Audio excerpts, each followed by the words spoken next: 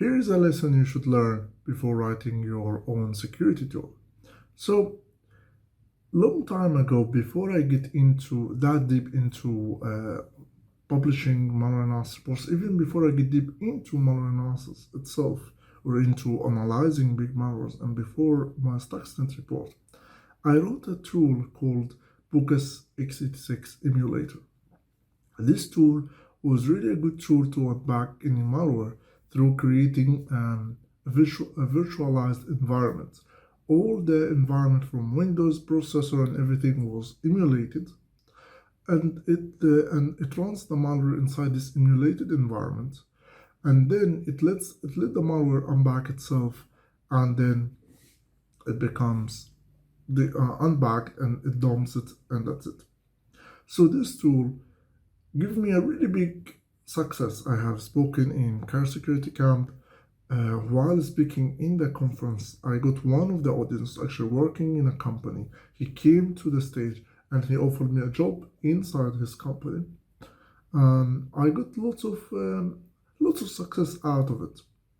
Lots of buzz, lots of people talking about it. It has been shared multiple times, and it got me into working in each cert when I started first time. So this was a really successful project that I have created.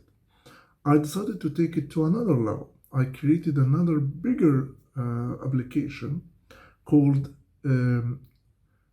SRDF, Security Research and Development Framework. That was a really big project.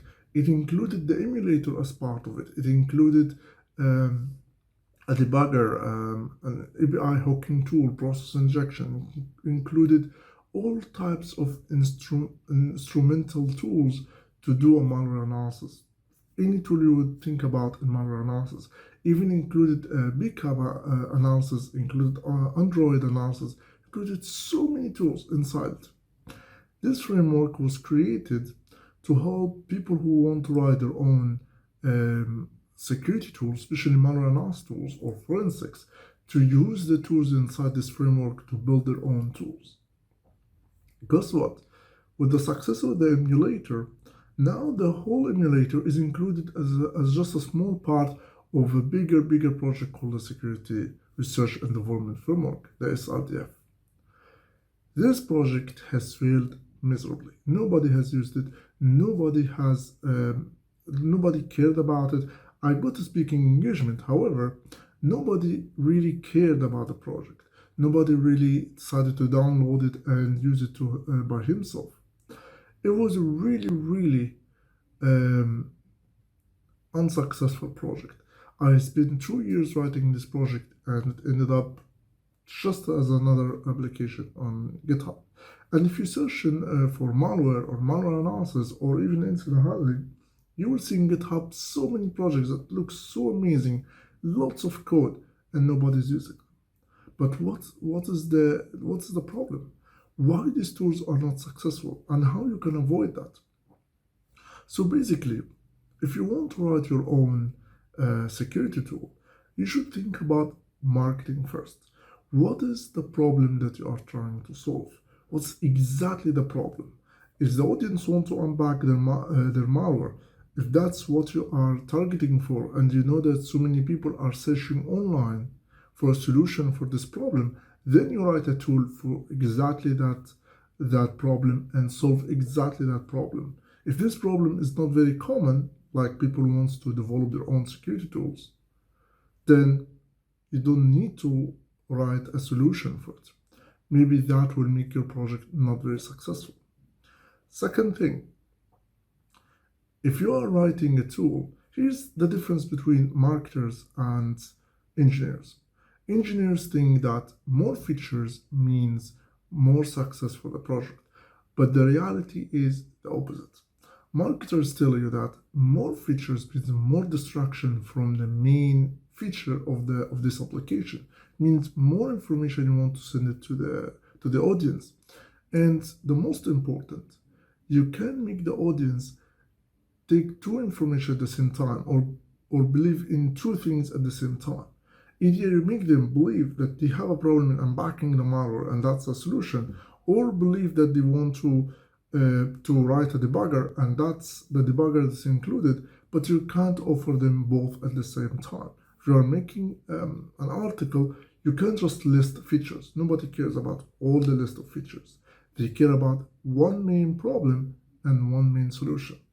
More features as well means that it's much harder for them to use the tool, because the more features means it's more complicated, it's more structured, and with these structures will be more steps. It's like a big country. There is more bureaucracy, lots of work, and so on. So the best option is to have the least amount of features as possible inside this tool. Just solve the main issue. This is the first thing to think about. Other things, you can include more features when they are requested, and they are really a supplement for the main solution. Don't create a tool that solves multiple solutions at the same time. The third thing, focus on the marketing first. Marketing is everything. You're writing in the tool, share your story in writing this tool, share the steps that you are following, share the idea with the people. Your idea will not be stolen, even if it's stolen. The ideas are worth a dime a dozen, but all the money is in the implementation. All the success is in the execution, in the implementation. There's lots of ideas out there. And maybe your idea, somebody else have thought about it before, and that happens all the time. But who implement the ideas are very few people. So share your story and share how it goes.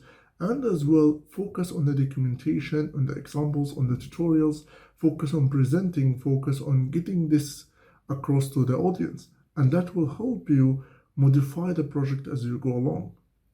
If you do the waterfall style, which create the whole tool, after I finish it, now present it, you will discover that it may not suit the audience. It may work, it may not. And it will be like, it's kind of a gamble. Let's see if this will work. You put it out there, like how I did with Security Research and Development Framework. It didn't succeed so much. So focus so much on your marketing and follow your marketing with the development time. Even before your idea goes, even before you start writing the code, maybe you start presenting this idea to people who are actually possibly your audience, not your family and friends who don't know what's the malware analysis about. Focus on your audience and try to reach them, try to connect to them and build relationships and ask them and get their feedback. That's it for today, and see you in the next video. Bye-bye.